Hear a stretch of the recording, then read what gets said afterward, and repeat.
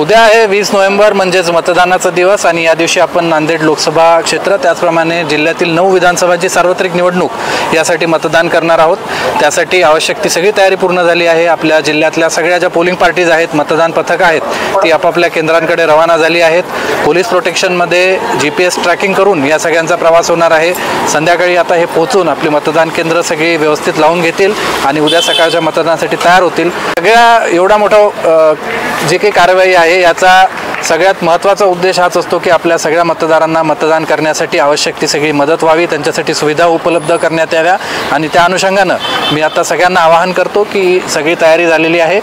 फक्त आता आपली वाट आम्ही बघत आहोत की आपण मतदानासाठी याल, आम्ही आपलं स्वागत करू आणि आपण आपलं राष्ट्रीय कर्तव्य मतदानाच्या स्वरूपामध्ये हे निश्चितपणे बजवाल, कारण आपलं एक मत हे आपल्या देशाच्या आणि महाराष्ट्राच्या उभारणीसाठी आवश्यक असं आपलं योगदान असतं। धन्यवाद।